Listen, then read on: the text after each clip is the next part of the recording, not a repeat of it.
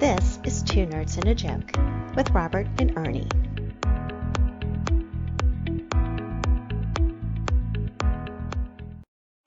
Okay. All right. Wait. It just went pixelated, but now it fixed itself. Okay. Whenever you're ready, we're going to start from the top. Okay. All right. 3, 2, 1. Thanks, Disembodied Hot Girl Voice. This is Two Nerds and a Joke with Robert and Ernie. I'm Ernie. And I am Robert the Way, here to spotlight you. Ooh, copyright infringement. Yay! It's a great way to start. If they're start. listening to us, that means we're doing something right. Oh, yeah. If Lucas shows up at your door and say, hey, no. Hey, bad if podcast. Lucas shows up to my door, let me tell you, you're going to need to find a new host. I will be dead. I would be dead. I would literally do anything to meet like George Lucas. That's like in my top 3. Top 3? Top 3. This episode is about you in the top 3. Wow. This is all Mando, all episode. It's going to be a reactions video, and it's not a sellout one, as Ernie likes to say. There are some staged ones, and I can spot the fake ones. They're like really overreacting to certain things that you could be like when the Marvel, like Infinity Wars, even some of the Star Wars ones. You know, you could kind of see it. They were acting to the camera, and I just want to say, I'm just throwing this out there. Honestly, if anyone out there who knows me, they know that I don't fake this stuff. No, and his reaction is beautiful. So we are going to show it. It's a 10-minute clip. We're going to talk about it. We're going to talk and show it. So that is coming up. But I do want to remind our users 2 things. First off, thank you for being a YouTube subscriber, because this is a YouTube exclusive episode. So Only yay for you. Yes. Only you guys. So you won't hear or see this anywhere else but then YouTube. Also, please note that there will be sounds and audio from the show. So, ooh, spooky. So, copyright infringement again. And of course, if you haven't seen it, don't listen to this. Watch this episode, because full of spoilers. Oh yeah, there's no nothing about it. So we're going to focus on kind of an overarching story of what's led up to this point, a little history lesson, because Ernie loves the history. I love history. Go on. And then we'll go right into the core of the apple and get into that final episode and all of the glory. But so a comment my son made to me the other day. He was like, I watched the final episode, and now I want to go back and watch the Clone Wars, and I want to watch Rebels, but I don't know which one to watch, or if I should just get synopses online. Or it's like, look, if you're a Star Wars fan, you're going to struggle like the rest of us to get to the first, oh my God, what the hell is wrong with this show, Clone Wars episodes. We all know where this is going, to get to the good stuff. That's what you do as a Star Wars fan. It's like The Walking Dead. You watch, it doesn't get good till you're 4 deep, Exactly. Yeah. Yeah, so definitely want to do that. And then, of course, Rebels, he's like, I don't like the kid. You're not supposed to like the kid. The kid is an annoying little twit. Yeah. You're not about the kid. The character is an unlikable character in the grand scheme of things. Oh, yeah. Absolutely. Just like Anakin. Yeah. We're supposed to like him. No, not supposed to.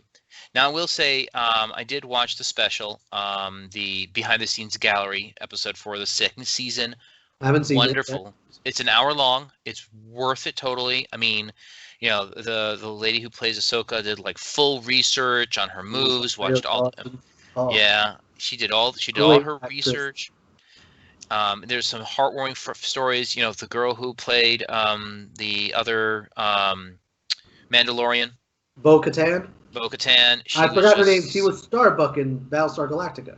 Yeah, I think so. Yeah, she was just so excited. She's been playing the character for 10 years and as a voice actor, and she gets to be live action. She was just so thrilled. I mean, just so many heartwarming little side stories like that, throughout this whole thing. And they even had watched those episodes where they introduced her, like you could tell in her eyes, like that's like this character's become a part of her. You know what I mean? Oh, absolutely. And they even had it where there was one episode where they did some graffiti in the background. They had a famous graffiti artist come in to do that, and he's like, I'm living my dream, and they made me an alien. I mean, come on. It's like, you get into the industry, and you're an alien in Star Wars. That's like, It doesn't matter. You're gonna be on screen for 2 seconds, but you were an alien in Star Wars. It doesn't matter. Yeah, You know? you can put that on your resume, and people have to give you credit for it. Mm-hmm. That's like the ultimate right there. Oh, absolutely, absolutely. So, for you leading up to this episode, I know, as per the reaction video, that you had watched the last rewatched, if you will, the last couple of episodes leading up to this episode, the season finale. Yeah. So, what did you go in looking for? Got kind of the feels to start with, right? I mean, let's not fool ourselves. Oh my gosh, this season started me off almost in tears. Episode 1 with Boba Fett. Mm-hmm. Just seeing the armor, and I'm like screaming at the TV, "That's Boba Fett!" But it wasn't Boba Fett. It was Timothy Olyphant doing his best acting ever, I think. I love him. He was so fun in anything he does. Oh gosh, and he just ate this role. We gotta have more of him. He has to come back. And I'm watching each one of these episodes, and it keeps progressively getting better. The one with the spiders kind of weirded me out. That one was a little too close to my fears, because I hate spiders. And those were actually created for one of the episodes. They were actually for Yoda's planet. They were originally going to be on that planet. Then we move on from that, and we get like the guys who patrol like the outer rims for the New Republic, who I think were so perfectly casted. Like, I could watch a TV series with just those two guys in X-Wings, right? I believe that is coming, so, to Disney Plus. Right? Like, they totally wrote those perfect, and those actors that they selected, and then throughout the show, like, you're thinking, wow, this is more and more like a Western. Like, these guys are chasing Mando, right? And they're always a step behind. And like, how many cool TV shows have you always seen that where they're like, at the end of the show, they just miss them by just that much, right? Like, sure. It's just like made a left-hand turn instead of making a right, Yeah, right. And Cara Dune, the way she was portrayed this season was awesome. I could watch a Cara Dune prequel, when she was a dropper, taking out stormtroopers. I would definitely watch that. Like, everything about this season, like you said, I could get behind.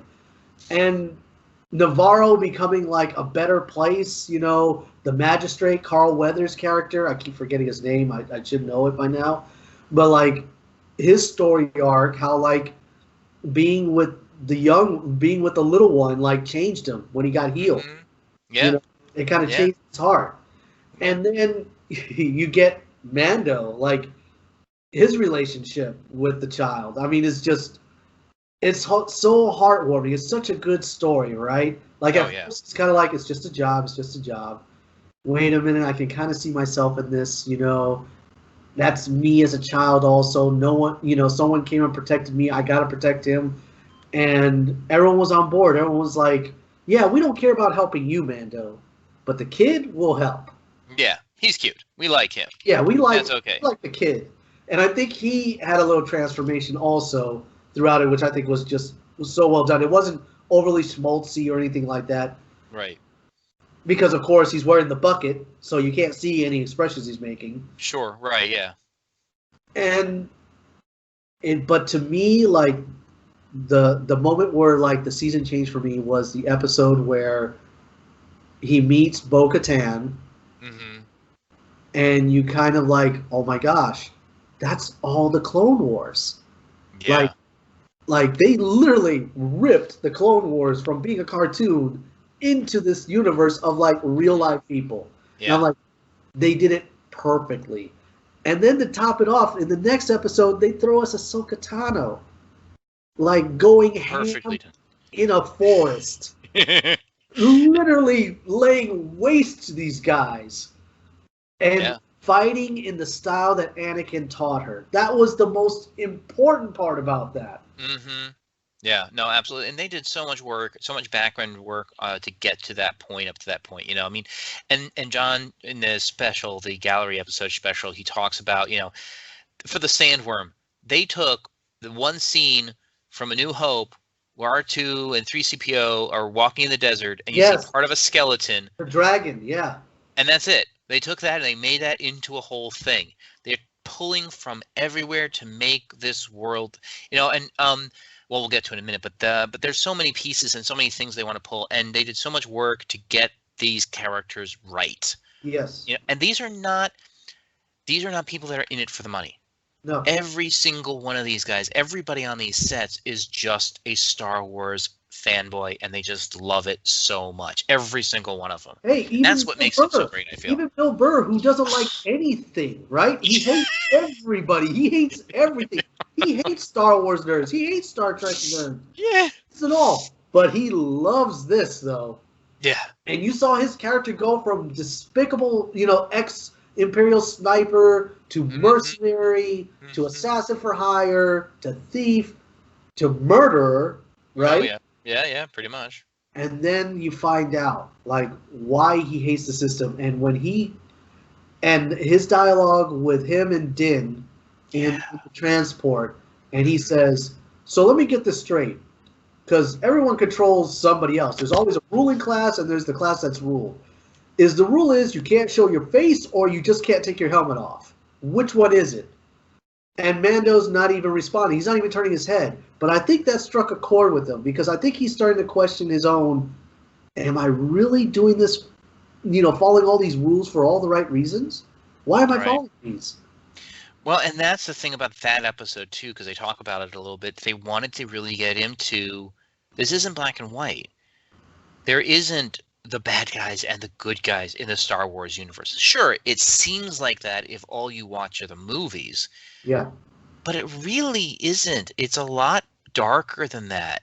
There are people's lives at stake, people's livelihoods at stake, people's families at stake. And these are the reasons they do things. This is a job. This is their livelihood. And it's the Empire and it's the Senate. I mean, that's what propaganda is, Yeah. And the Emperor is definitely evil. Let's not fool ourselves. But not everybody working for the Empire is inherently evil. Well, that's just it. What the Empire was about was order and structure, and the way you do that is by instilling fear. You keep everyone in a constant state of fear. No one's going to buck the system. Right. So everyone thinks that they're safe, but they're really being controlled. Right. Whereas the New Republic's no, we're not like that, but crime is on the rampant, right? Oh, yeah, because they have no control. They have no control over these systems, right? Right. So, Mayfield sees the hypocrisy of the Empire, and he's like, why am I doing this, right? I'm going off and I'm seeing my buddies, killed to, on these planets, which harkens back to, the Solo movies. Sure. Why are we doing this? Aren't we the invaders? Who are we liberating these people from, right? Yeah. And then you have, the other side of it, where, you have the Jedis. And the Jedis were kind of we're taking kids from their families, and we're basically, training them as our own. Yeah. So that way they can't form attachments. So that way they could just be solely dedicated to our cause. And I think that's what he was seeing, because he realized that Bo-Katan and her and the group of actual Mandalorians took off their helmets whenever. Right. And that harkens back to the Clone Wars and to the rest of it. They never had a thing about their helmets. Or keeping their word, or being chivalrous, or once you make a deal, you keep the deal. And he met Boba Fett, and Boba Fett kind of portrayed that as well. He's I hold allegiance to no one but myself. I mean, he was as far as the opposite direction as you could go. But he was the only thing I will do, I will honor my word to you. I will protect you and the child as long as you give me back my armor. Yeah. No questions asked. And he did it, man. He put his ship on the line. He got Fennec, I think her name is pronounced, rebuilt her. And she owes her loyalty to him. And he's I have this plan, but I need to do this, and this first to get what I want.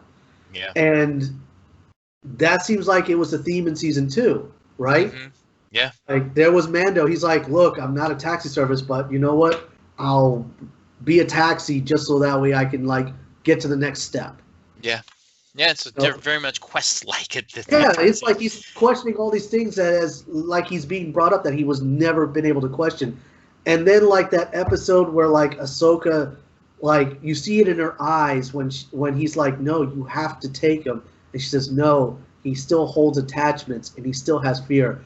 I've seen, it always gets me choked up. Yeah. Seen it when someone with training still has fear in their heart and holds on to possessions.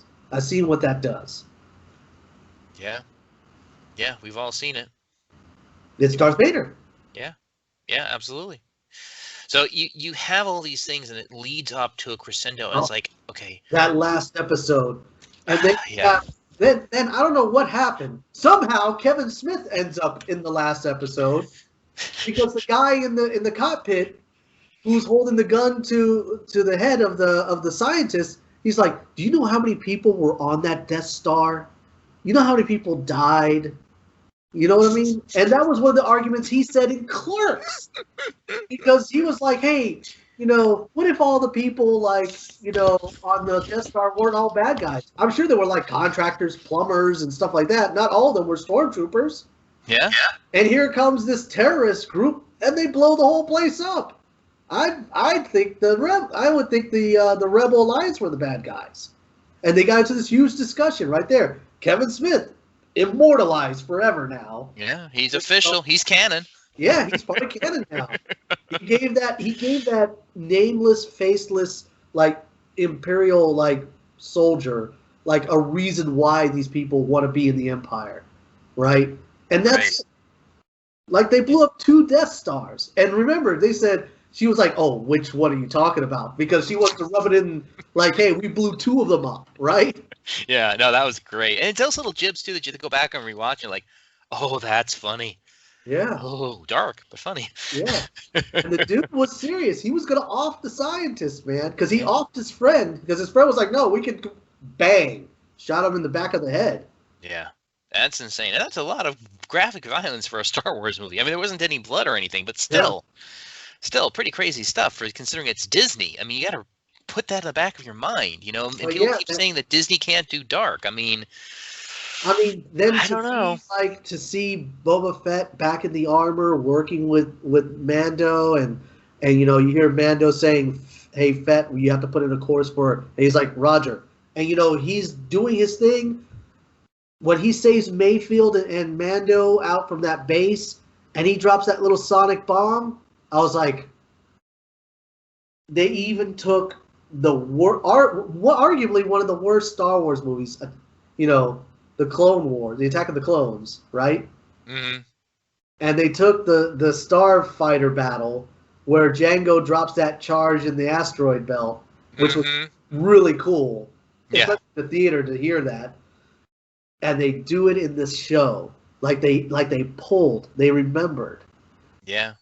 Yeah, you gotta give it to him, because I mean they even shot off his missile too. I mean, come on. Oh yeah, the guided missiles. I'm like, oh my gosh, they're pulling from like my whole universe in this one season.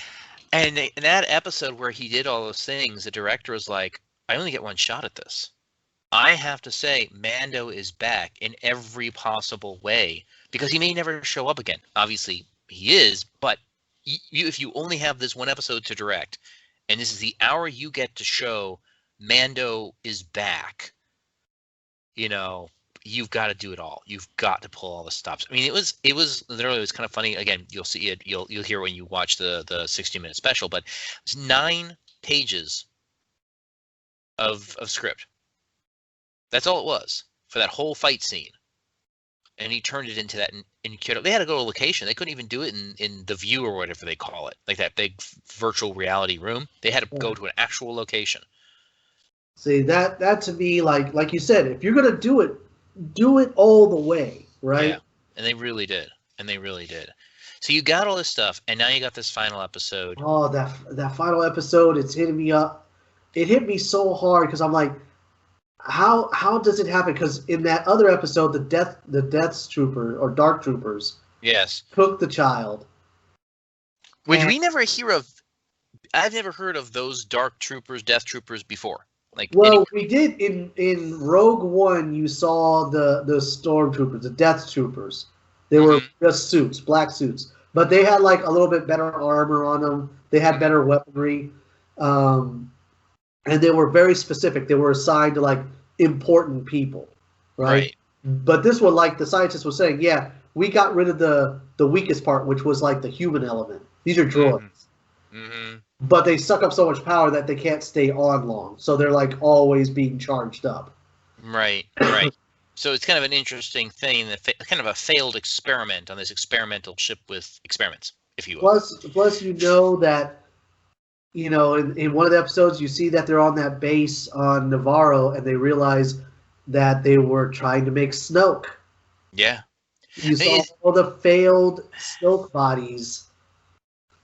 And I'm like, oh my gosh, now they're pulling from the sequel trilogy.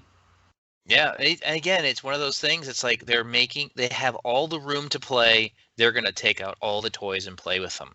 Oh my gosh. I was just, and leading up to that last one, I'm like, there's so much here. I don't know what's going to happen. You see him like in the brig on Moff Gideon's ship, and there's Grogu, because Ahsoka told us his name is Grogu, and he's just choke forcing these two stormtroopers all over the place, man. He is just having his way with them. But of course, since he's so young, he uses up all his energy. He ends up falling asleep, and like how Giancarlo, that actor, he's so amazing. He's so amazing. I mean, I followed him on Twitter, and I saw what he sent his daughters, because he has like 3 girls, and they're all in love with Baby Yoda. And he sent the tweet back to them saying, "Next time I see that little green bastard, I'm going to kill him." Yeah, because apparently, like, his whole family like loves little Grogu more than him. That's great. So I mean, he really pulled off being the bad guy. I mean, and how season 1 ended with him and the TIE Fighter using the Darksaber. And let me tell you, that last episode of season 1 was awesome. Mm-hmm. And let me tell you, I think I was holding an empty glass at that point, because I think I drank everything that was in it. And I remember when I saw the Darksaber like cut through the outside shell. Mm-hmm. Right. Yeah. Lost it. Yeah. I mean, it's such an amazing scene. Again, and it means so much if you've seen so much, It means almost nothing if you have no idea what that is. Yeah, my dad was like, cool. "What is that? Is that a lightsaber?" And I'm like, "No, that's the Darksaber. That's from the Clone Wars." And I had to explain to him about all that. And yeah, it's crazy stuff. And I love the fight at the end between him and the Mandalorian with the Darksaber and the Beskar spear. Let me tell you that, and to think, you're like, how you could get Bo-Katan, Boba Fett, Fennec, Mayfield. You got a rogues gallery of villains. Hell, you even had IG-11, an assassin bot, all on board, all on your side. But then that little twist at the end, man, you realize Bo had her plans. So did Boba. Mm-hmm. It wasn't like he saw the light. No, it means to an end. So it was a means to an end, and I love that too, because it's like they're creating this is the beginning of a Marvel-verse for Star Wars, and unlike Marvel, there's legitimate stories that need to be told. And again, nothing against Marvel. I love Marvel movies, but these stories have been a part of our culture since the 70s.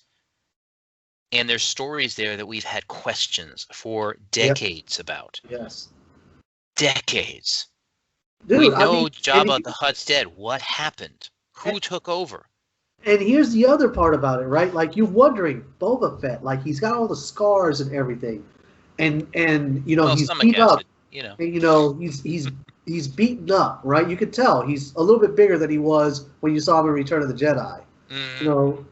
But he's still got the ferocity. He still has the warrior knowledge and everything else, which made him the greatest bounty hunter in the galaxy when he had the armor. Mm-hmm. And without the armor, not sure what happened. But that's an interesting story, right? Yeah. We all had our own thoughts. But it wasn't until he meets Bo-Katan for the first time, and she has that little exchange with him. Oh, I've heard your voice 1,000 times. I'm like, oh. Clone Wars, Clone Wars. He's talking about Clone Wars. Don't you mean, my father had this armor? Don't you mean your donor? I was like, whoa! But it's so great because that's not just Clone Wars. That's prequels that people think are a piece of shit, and you're bringing it in, baby. You've got to like them now. Yeah, you gotta say, because before everyone was like, Boba Fett's a clone? That's garbage. Like, look at all these books I've read after Return of the Jedi about Boba Fett. He's supposed to be a Mandalorian, like this great part of this great warrior clan. Don't give me this nonsense about him being a clone. It was like all these other things. And to be fair, he could be both. Yeah. And he is. Yeah, he is. Yeah. Yeah. You can be more than one thing, people. Hello. But that was the whole thing. After that movie dropped, everyone was dumping on that fact. Because they're like the whole thing about his armor was that he was supposed to be a super soldier, and that's what that armor was. It was an elite unit that belonged to the Empire, and Boba Fett decided to separate out and become a bounty hunter, because he was disillusioned with the Empire. So it was all sorts of stuff like that, like after Return of the Jedi and before the prequels came out. There were all these books. But all those books, nothing against the books, a lot of them were really good. A lot of those books were just extrapolations that could or could not, they weren't really real canon. No. They gave the rights to a bunch of authors and they wrote stories. Yeah. That's why they had to draw the line in the sand. They're like, look, all these things are good. We can't take them all, though. Yeah, you can't. They did that with Star Trek, too, during that time frame, if you remember. They had all these authors come in and do Star Trek novels. And it was like, they were okay. Most of them were good, but how many of them were really canon? Right, because you had The Next Generation, which was arguably better than the original series, and people were like, well, we want to know all the exploits of Captain Kirk, so all these people started writing all these Star Trek novels. Right, yeah, exactly. So, same deal. So, you get to, and this is where we come to the fun part. But, yeah, the fun part, I find that throughout the series, it kind of falls in line with the movies, where the bad guys really don't lie, do they? They basically tell you what they're going to do. Mm-hmm. And they hold true to their word. Yeah, they're a pretty honest breed of people. They're not. However, the good guys, liars. Oh, every one of them. All of them are liars. Boba Fett, Bo-Katan, Cara Dune, all of them liars. Even the magistrate, the dude, he's a liar too. Yeah. The one guy, Moff Gideon, just wrecks Mando's world. After Bo-Katan's like, I don't care what happens to the rest of you guys, Moff Gideon's mine. And Mando messed up, Din messed it up. He ended up facing off with him. He didn't think that he'd be in the brig with Grogu. No, of course not. Yeah. Ruined the whole thing. Yeah, and he ended up beating him in a battle, which I want to say in a kind of way, Moff Gideon was okay with losing that. I think he wanted to in some weird way because he realized that he'd be basically useless and that that Bo-Katan wouldn't want to kill him at that point. Because she has to win it in a fair fight. The only person she can fair fight for it now is the Mandalorian. Yeah. Moff Gideon's is useless to her. Like, he gets to live. I mean, Moff Gideon saved his own neck by doing that. Oh yeah, no, I think he at some point in that fight scene, you can see him working. He's not a fighter. He's not a warrior. He's a politician. He's a diplomat at the end of the day. And I did some research of the whole Moff Gideon, the Moff title, right? Mm-hmm. Because I remember Moff Tarkin from the original Death Star. Right? Hey. Grand Moff Tarkin, thank you. Grand Moff Tarkin. So Grand Moff is a title bestowed only by the Emperor to one.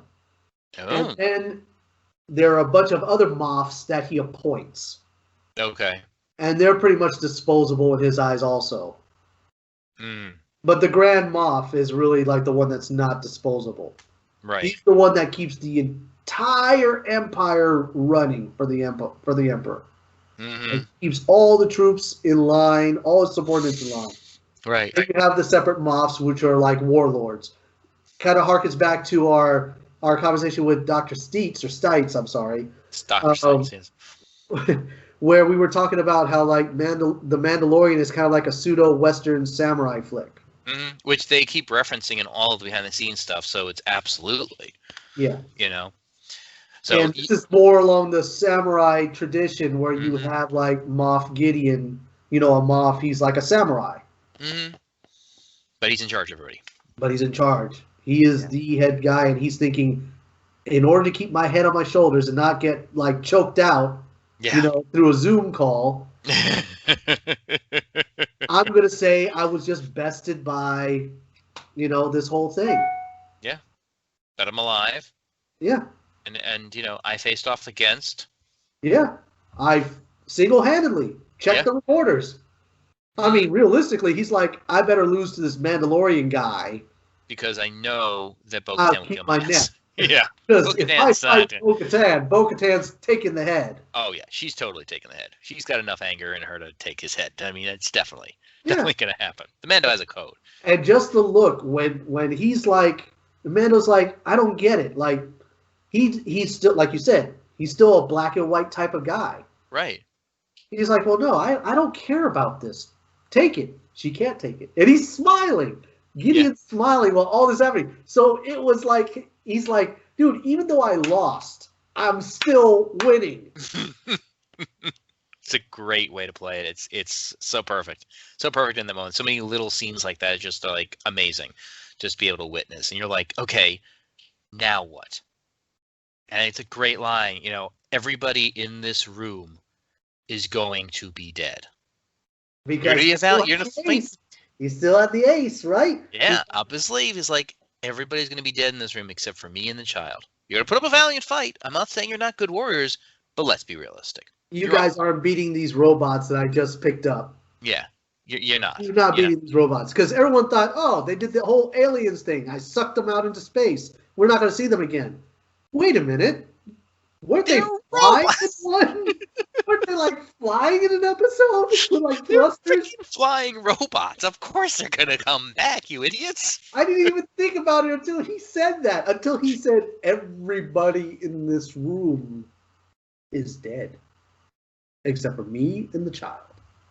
And he said it so like convincingly like that. It's such a delivery of lines. I tell you what, dude.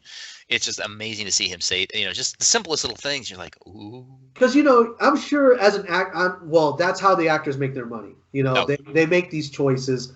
Mm-hmm. And he could have delivered those lines so many different ways. And this is the reason why I can't be an actor or can't be a director. But the way he delivered those lines, perfect. Yeah. Yeah, perfect. A beautiful thing.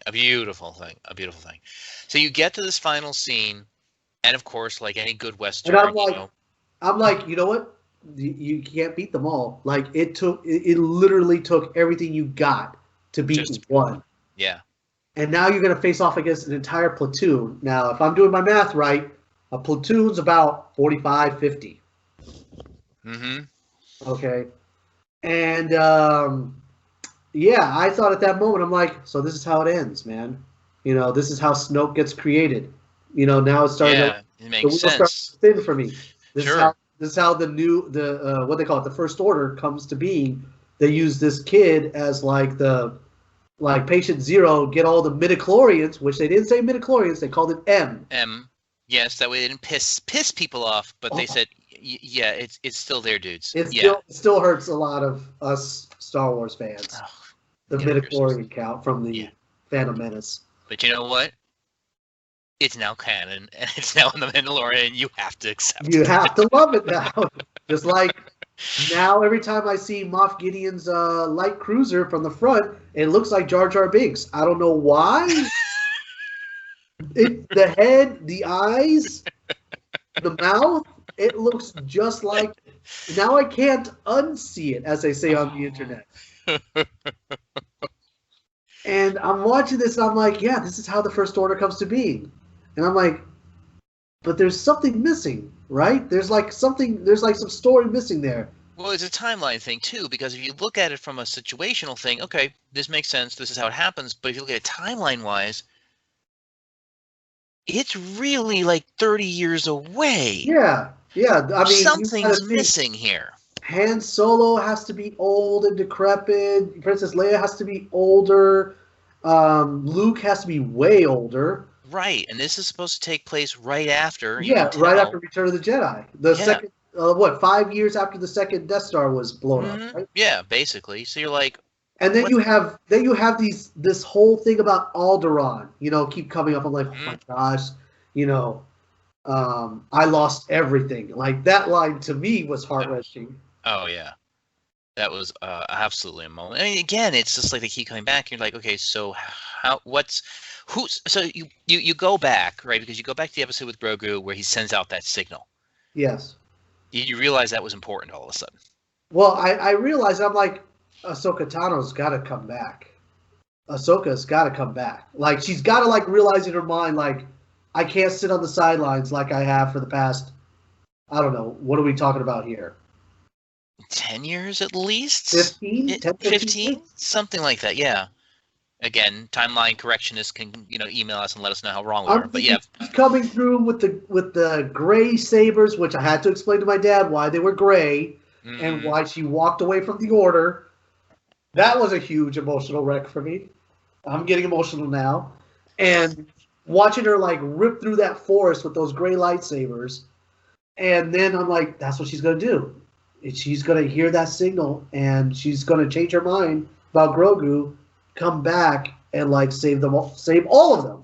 Now, I had a deep conversation, not really an argument, because I didn't want to believe it was who my wife said it was, which we'll talk about in a minute. I didn't want to believe who it was. I was like, oh, come on. They're not going to – how are they going to even do that? No, they're not going to go for the cheap shot. What other – in this point in history, in the timeline, who's alive that could help? There's got to be somebody. Because we know that a lot of – Return of the Jedi. Right. So you have – if you're thinking Return of the Jedi, Yoda passes in that movie. Right. And he said there is another, your sister. So I'm thinking Leia, maybe. Sure. But she wasn't trained at this point. You have to remember, she was in training, but she wasn't a Jedi. She never wanted to be a Jedi. Right. Because you know that. Because, again, you got to keep the storylines there. And the only thing I didn't get spoiled, but someone sent me a clip of something, and it had a link on there about how Yoda was disappointed. I don't know if it's some sort of alternate timeline where in Empire Strikes Back, when Luke comes to Dagobah, when Yoda realizes it was Luke that arrived instead of Leia, that he was a little disappointed. I could see that being a case, though. I think I feel that he felt that Leia would have been a better choice because, realistically, as a character, like Anakin before him, they're kind of whiny little bitch boys. I'm sorry, they are. They're a little bit whiny, and Leia was a hard ass. She got shit done, and you want a Jedi like that, you really do. She was brave. She was, she knew the greater good. She wasn't selfish, even though she was a princess. But still, she's princess by adoption, not by birth. Right, and I guess she never lived the lifestyle, so to speak. I mean, what's his name? Gosh, the dude. Yeah, the guy who was president on the West Wing. Yeah. That handsome dude. He's father. How else can life get any better, right? Yeah. Ricky Smits. Ricky Smits. There you go. Yes. Yeah. So it's like, so who else is left? And you're going around in circles trying for it not to be who it has to be, trying to hope, and then. Hey, we got a signal. And I'm now, like... I want to say this, though. You know how in a lot of movies and a lot of shows they do that last-minute rescue, save yourself from the thing, blah, blah, blah. I feel for the first time that it wasn't like that ridiculous, there's 13 seconds and they're saved. Right. Those robots had a bit of time still. There was a good 15, 20 minutes before they broke through, I felt. It was one of the first times in a movie or a TV show or anything where there's a cliffhanger moment, right? Where it wasn't like, oh, there's 10 seconds left, but everything works out fine because of what happens in those 10 seconds. I felt it was more realistic amount of time. You know what I'm saying? Yeah. No, that's a side note for me. But go on. There's a signal. Yeah, the signal. Who is it? Is it help? It's just one ship, and you see it, and it's an X-wing, and I'm like, damn it, it's Luke. And that is where we're going to take us next, Yeah. is to that moment. So I'm going to go ahead here. But you guys will see on the video, or you should see on the video, is you will hopefully see a big picture of our boy Ernie here. So frozen in time. And this is literally from that moment. Let me know if you can hear the audio. No way. It's not him. Darth Vader? No, it's not Darth Vader. In an X-Wing? Hey, Mom. Oh. And I love this here. I mean, look at you. You're just like beside yourself. By the way, that's a nervous tick. I always do that. What There's the green saber. Whenever I bring my hands up like Yeah. that. Yeah. I thought it was just an emotional reaction. Like whenever you get high emotions, you just. Oh yeah. That's what happens to me. I really do. Yeah. And look at your eyes. I mean, you were literally. I mean, you're like somewhere between emotional, like tearing up, and like complete. I'm a 12-year-old kid in front of the TV screen or at the movie theater with the popcorn. I mean, you're just in there, you know. Oh yeah, I'm not even there anymore. Yeah. Kill that dude. I love that line. He killed that dude. I'm like, someone just kill Moff Gideon. Just someone kill him. I really want to kill him. Yeah. He's more able to them alive than dead. That was the thing. It was very interesting to look at him at that moment to want to commit suicide rather than be taken. I thought that was very interesting. He knows him. Yeah, he knows. Yeah, what to do. that's when Grogu is holding his hand on the monitor. And you're like, oh god. And I love the thinking there of like Luke's relationship with Yoda. Oh yeah. How almost a second chance for him in some respect. Well, I'm thinking like Dagobah's clearly on the other side of the system. So when he got that signal, he was probably going, all thrusters, hand on fire speed. You know what I mean? Yeah, because he's been hunting. At this point, Luke is hunting for other Force users. He's hunting actively for people at this point. Yeah, he's looking for trying to build a school. He's trying to build his academy. Yeah, trying to bring the Jedi's back. Yeah, he's trying to, fulfill. It's the scene from Rogue One. It's the scene from Rogue One, and I told you that in that episode. I was yeah. Remember Rogue One? Yeah, keep that in mind, man. It's identical. I mean, and these guys knew. They knew, these directors knew what they were doing. They're like, everybody loved that scene so much, let's do it again. But with the good guys this time. And the only scene is where right there. Yeah. Like right there, like my legs are moving. You can't see it, but my legs are moving with the action, just to let you know. Like swinging. Oh yeah, it's crazy. And the funny thing is my wife at that moment was like, "It can't be him because that's not a Jedi power. The crushing of the robot. Look at you, you're wiping tears, man. You're gonna wipe tears." I'm thinking back of like the comic books where you see like Luke, looking at a Star Destroyer and just crushing it with his force. You know? You gotta admire this. I mean, to make that decision to open the doors, you don't know which side this guy is on. You don't know who. We do, but none of those people in that room know him. Yeah, none of them know Luke. They knew Anakin. Some of them knew Anakin. Yeah, well, yeah, but still, that's so crazy, right? And Boba's not there. He's the only one that would have known Luke. Yeah, and they planned that so perfectly. Or is it CGI? And this was, I think, beautifully done for what they had to do here in this one moment they revealed his face. It was such a hard decision to do this, Yeah. CGI. Oh, hey. it's him though. Yeah. Look at you. You're like a six. It's just like adorable. in Return of the Jedi. It's amazing. Are you a Jedi? Are you a Jedi? Great line. Yeah. Well, he's dressed like a Sith. I mean, Jedi are supposed to be all in black. But that's his outfit. That's like perfect from the scene with Jabba the Hutt. Yeah. He comes in all in black, all full of himself. All I'm badass. He wants your permission. It's so perfect. Now this scene is emotional for a whole reason. Okay, yeah, Luke's there. That's amazing. But now the real tearjerker, right? Because Yeah. you're talking Grogu has to go. But he wants his permission to go. And it's so like, ugh, that's just Oh, awful. and there's Mom again. Hi, Mom. I'm feeding the cats, huh, Mom?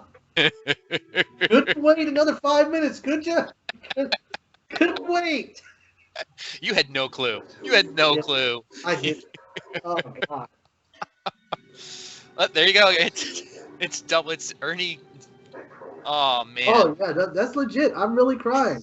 That's so crazy. And it's hard because we're both fathers. We're both parents. We get that. Yeah. It's like a first day of school all over again. First day of school, this past holiday season, my daughter had to go back to the other family halfway through Christmas. So it's just so hard. Oh, look at you. It's that parent. It's that parent moment. I'm gonna tear up here in a second. You're gonna make me cry. Gosh darn it. And as dads, it's just one of those things. It's like it's your kid. Doesn't matter. Yeah. It's your kid. You want it safe, and this new place is gonna be good for them, and they're gonna grow up. But I'm going through that with my 18-year-old son. He keeps talking, March is it, Dad? I'm gone. I'm flying the coop. I'm like, well, fuck you too. Yeah, I'm not even ready for that. God. Oh, God. It's going to be so freaking weird. Even if he stays in state, it's going to be, he's gone, in that sense of he's not going to be on his own. And that's kind of what you're seeing here. And it's so weird because Grogu is like 50 freaking years old. Well, yeah. But not, he's 50 years old, but that's nothing. And R2D2, of course. Oh, that's what brought me. That's what brought me back to life again. Was R2. Okay. Whew. I stop being emotional as R2. He's fun. We love R2. It's okay. Oh man. And it's funny too because they don't really talk that much about Luke in the behind the scenes thing, but they talk a little bit about R2D2 and pulling him back in, but they don't talk about Luke at all. But and how Mark Hamill kept this off his Twitter, because I follow him on Twitter. Yeah, I don't know. I felt a little something. You felt it was, yeah. You had to, right? Like he knew how important this was. He knew how important this was. For being here. Now the guy who plays the body double of him is actually the body double of Luke. Like he did a lot of the work for his same body type and stuff. He's done a lot of work for them before. Wow. And just that moment there. And the CGI, it's CGI. They did the same CGI with Leia in the movie. We know that with the Grand Moff Tarth and all the rest, but this was really freaking good. I mean, yeah, good they just God. did just enough, man. And it was Mark Hamill's voice. I mean, how do you not believe? It's amazing what they're doing. A little creepy, but amazing. Yeah, and there's my mom like getting plates out from the cabinet. I don't know why. I actually told her about that after. I'm like, really? Like, what's gonna sound like on camera? It's gonna sound like you're like dropping stuff. The crescendo, it's the grand epic, and it's like, he's leaving, there goes the doors. And of course, you end it on the same notion of the beginning. It's fantastic. That's how it ends? That's how it ends. Yeah. Man. I was legitimately feeling all the emotions. That is 100% legit. That was... If I had watched this in 2020, arguably this would have been the best thing I've ever seen in 2020. Yeah.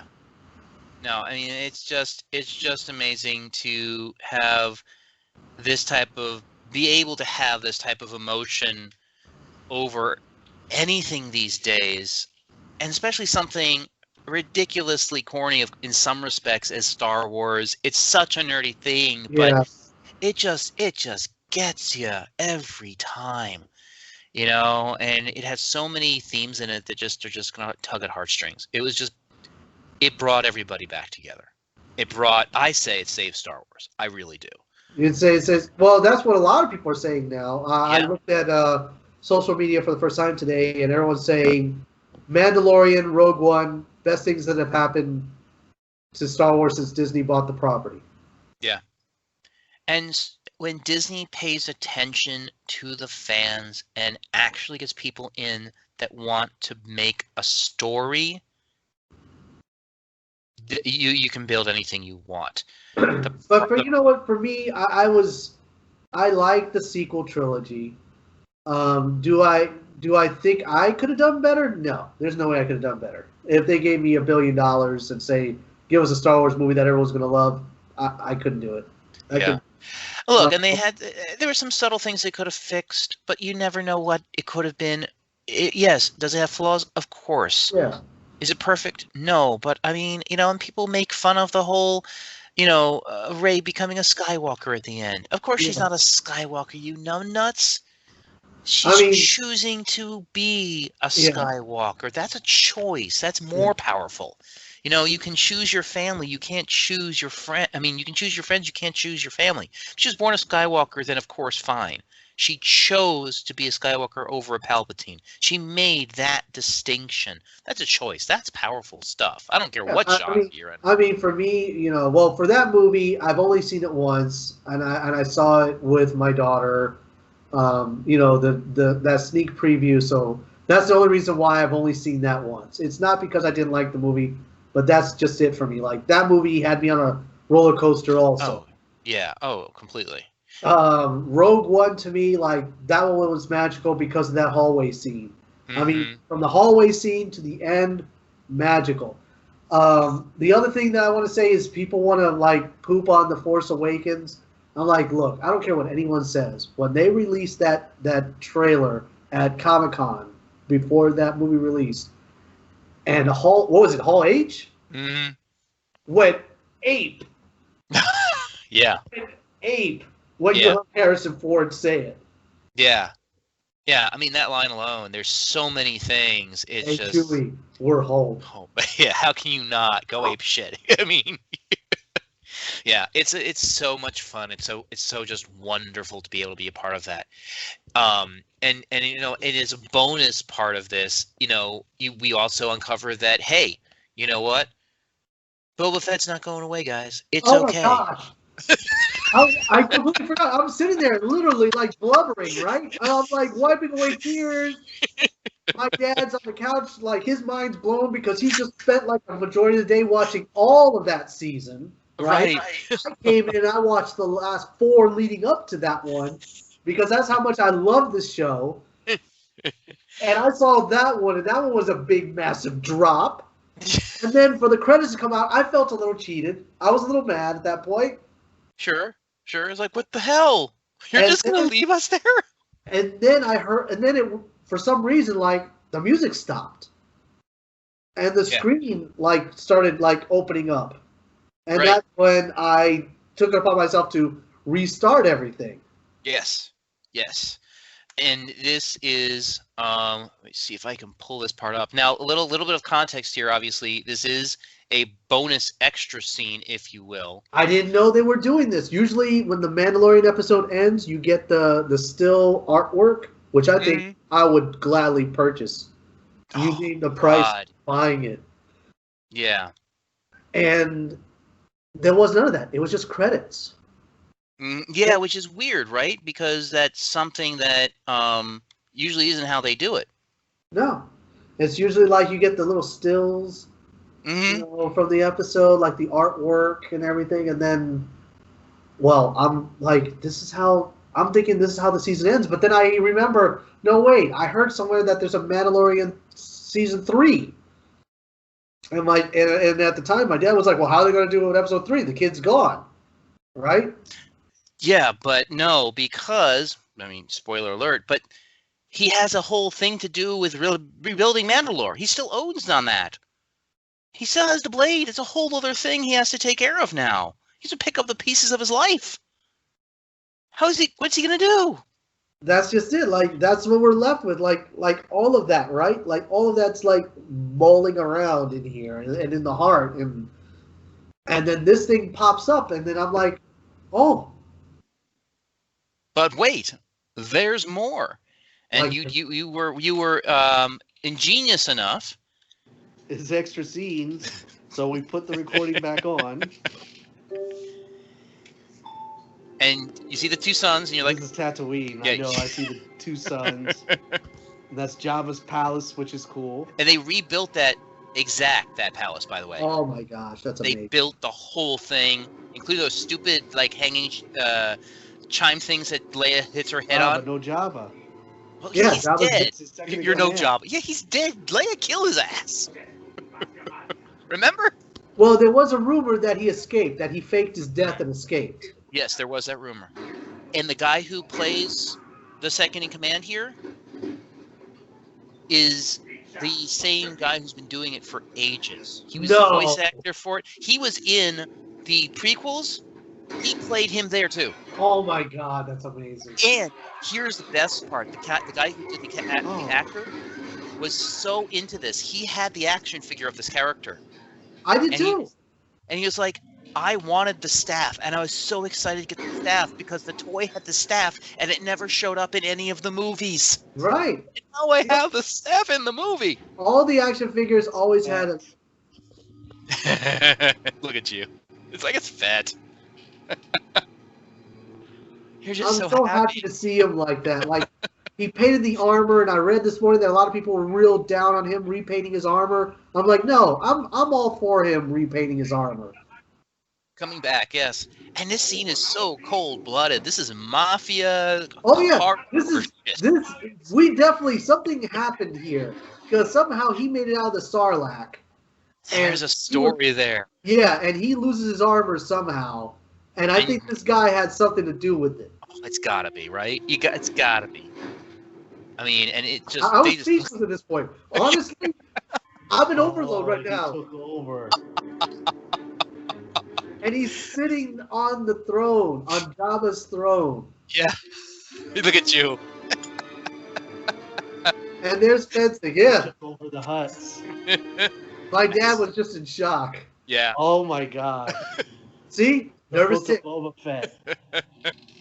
The That's book. what's next. Coming December 2021. I gotta wait a whole year for that. Whole year. Oh. Through 2021 to get my Boba Fett movie series. They couldn't give me the movie. They kept saying it. Remember Kathleen Kennedy? We're listening to the fans. We want to know what movies you want us to make. And we're like, Boba Fett, here's Solo. We're like, no. No. No. No. Hey, there was a young girl in a costume that was kind of Boba Fettish at the end. No, doesn't count. No.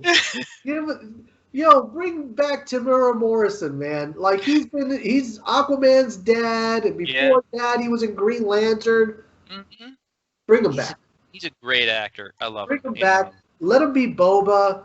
Let him be. And you know what the nice thing about this? And I was telling my dad about this. I can finally cosplay Boba Fett now. Boba Fett and I both share the same dimensions, which is great. It is great. There's no such thing as a skinny too fat dude in a Boba Fett. jumpsuit.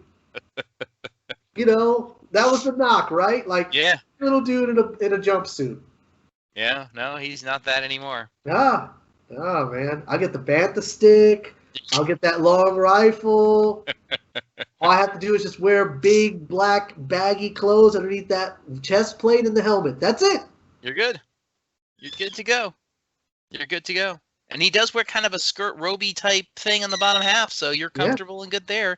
Well, and what's interesting is the actor has knows a cultural fighting style. They talk about it in this fighting in the behind the scenes stuff, and they made the staff longer than standard because he wanted to actually use a real fighting style with a longer staff weapon. Well, let me tell you, when Boba was ripping through that detachment of stormtroopers and like things were shattering, like you actually saw their armor like breaking apart when he was hitting with that bantha stick. Yeah. No, he totally wanted to do that. That was all him. Oh, that was so amazing. Because people were like, for years, right? People were like, yeah, we get it. Boba Fett is really, Clint Eastwood and all those spaghetti westerns. He's just in the background. He's lightning quick with the blaster.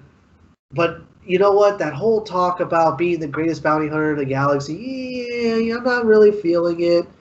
And then this came out. Yeah. And yes, he is, and there is a reason. When you can impress Mando, there's a reason. Okay. Yeah. I mean, he owned it, and the other part, throwing out like the little cookies to all of us nerds when he said my genetic code's imprinted in here. See, that's my father, Jango Fett. That's my name, Boba Fett. Like, you can see the lineage. I'm like, oh, that's from the books. That's from the books. And again, it's what happens when you get a bunch of Star Wars nerds in the room, give them some money, and say, build a movie. And you got enough creative talent to build an empire. That's why I think Jon Favreau and I would probably hit it off very well. I think we both have like the same like vision of these stories and what they could be.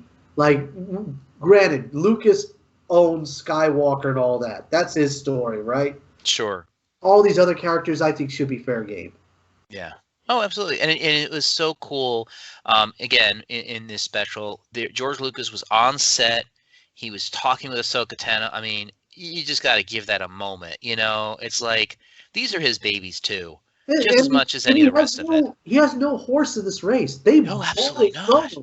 They bought it from him. He's like, he's like still counting the money from that deal. Oh yeah, he has no cares. But when they said, "Hey, we want your help. We want you to come back. We want you to consult a little, do some stuff with us to make sure we get this right." Well, also have George Lucas Jr., Dave Filoni, who I think, besides George Lucas, probably loves the Star Wars mythos more than anybody. Oh, yeah. I mean, absolutely. I mean, it's a beautiful thing, and it's so much fun to watch.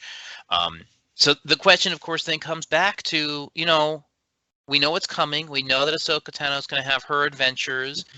Again, kind of a Marvel-verse type thing where they're going to have their own things, but they could show up here and there in everybody else's stuff. Why not, right? So you have Ahsoka Tano, you have the Book of Boba, you're going to have the Mandalorian come back. So you have at least three series coming out of this. The Book of Boba, doesn't that sound like a samurai adventure, doesn't it? Oh, yeah. No, absolutely. It's like Shogun. Yeah. The Book of the High. They literally have the Avatar, The Last Airbender. It was all Book 1, water, 2, fire. Totally. And again, you can see all the influence there. It's absolutely. So you have so much coming, and you have Rogue Squadron, which is obviously going to be. I'm hoping. I've heard a couple different things about that one. It could take place literally during the time frame just before the second Death Star was destroyed. So it could be that time frame, completely different thing. I'm okay either way. Anything to do with Top Gun in space, I'm good with. Oh yeah. It's Top Gun in space. Exactly. That Patty Jenkins trailer, beautiful. Oh yeah, especially for a guy like you, you were in that world, you grew up in that world. So there's just a lot of stuff coming. It's hard to even predict where they're going to take it.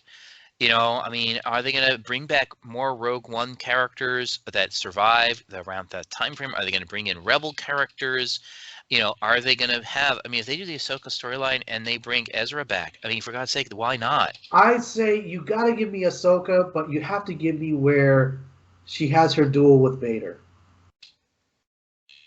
Well, to give me that. Well, yeah, I guess you'd have to You'd have to figure out what timeline it's going to be. Is it going to move forward or not? Because at this point, they either have to flash back to it or something. But they have to have that because that. I mean, they had it in the cartoon, but why not have it? It's like the Obi-Wan fight. Yeah. In the cartoons he fights Darth Maul, so they're going to have the young Obi-Wan series. So do you want him to fight Darth Maul? You already had it. Do you really need to see it again? Yeah. Yes. Yeah. Yes, we do. I want to see a dude. Yeah. Like they're in costume, fighting it out with Ahsoka Tano. Yeah. Just like they did for Rogue One, bring in another actor to stand the suit because in 2020 we did lose, David Prowse. Yeah. Poor guy. Yeah. Yeah. But yeah, so, you got to. Bring me that. The other thing I just want to touch on before we make this really way too long is the fact of what people have been saying over the past couple of years. J.J. Abrams came out with a statement saying that There's no way you could make a Star Wars movie that will appeal to both young and old fans. Right. And Favreau says, hold my beer. Yes, I saw that. It's freaking hilarious. It's perfect. It's absolutely perfect. So it kind of makes you wonder, as brilliant as JJ was for those sequel movies, right? Mm-hmm. Favreau, Abrams, who wins? Oh, Favreau by a long shot. You, But you see, but here's the thing. JJ has his place. He's brilliant at certain types of things. The problem with JJ, I've always felt, is he's great at getting you to ask the questions. Star Wars fans aren't about asking questions. They want the answers. They want to see the cool shit that they know they've had the questions for since the 70s. Give them the damn answers. Don't keep them guessing. You're just going to piss more people off. yeah. I mean, the whole Rey lineage thing was a perfect example. Give us that she's Palpatine's daughter, episode 1. Now we're like, oh my god, is she going to turn evil? From episode 1, would have changed the whole flavor of the second and third movie. You kidding me? In that third movie, that one little, 8-second clip of her as a Sith? I mean, come on. Dude, they would have been printing money. Oh, you kidding me? Printing money. You give me Rey Palpatine as a Sith Lord? Just even for half a heartbeat, give me. I mean, you did it with Luke. Yeah. That half second was his face in Vader's mask in that one scene. You do that with her sooner. Now that was in the second movie. What with her? With him in the mask. That was Empire Strikes Back. So that's the second movie. Yeah, second. They gave it to us in the third. Really? Yeah. Come on, guys. If you're really going to model it after what already exists, then model it the frick. You don't leave questions 3 movies in. You don't do that. Well, the second movie really didn't address any of the questions. No, that was the infuriating part. Even though it had one of the best lightsaber battle scenes, though. Oh yeah. Again, it's like one of those. It's one of those movies, one of those trilogies that there's a lot of amazing stuff they do, but then they amazingly fail at so much else. Yeah. Like you said, if they would have given us, Sith, Rey as being a Sith Lord in the second movie, even for as a dream, like as a dream, vision, like having a Force vision, and right. Here I am. If I continue down this path I'm going to be in the dark side. There I am, like laying waste to armies, like that final panel in that Star Wars comic, Vader Down. Mm-hmm. Like, we got you surrounded, and he goes, I'm only surrounded by fear and dead men. And that's all Vader says. And you know what happens next. Oh, yeah. You absolutely know. And give me that for a second. And that's really what we want. We know you don't have to spoon feed us. And Jon Favreau is not spoon feeding us. He's giving us a good story. He's throwing just enough stuff in there. Relevant. He made Jawas relevant. How awesome is that, right? I know. Jawas of all things, those annoying little idiots. Yeah, that goes out saying Utini all the time. Utini. And they're bouncing around everywhere. And there's Mando picking them off. It's good times, man. It's a beautiful thing. Great series. I am a little, and it's not to say that there's anything wrong with the way they ended it. There's nothing wrong with ending it like that. I just want more, and I'm. That's just me. I just want more. You feel hollow now. It's like, now what do I do with my life? Well, a lot of people have, already canceled their Disney Plus subscriptions after that episode, my understanding. I think like 20% of their subscriptions are gone now. It's hard. It's a hard thing, and they have some stuff coming, but nothing that's like nothing Star Warsian. Not for a while. Not for a while. So it's gonna hard pull for people. And then unfortunately, mine literally renews on Christmas Day. Mine is in October. See, you don't have to worry as much. But for me, it was it was like, watch the episode. It's gonna be renewed. Well, I guess I'm going to renew it. Mine was, like I told you, I had no interest in supporting Disney Plus. I was like, I have enough streaming apps. I'm not buying into it. And then that football game on a Sunday night, and they said we're going to do the teaser for Disney Plus's new show. Disney Plus premieres on this day.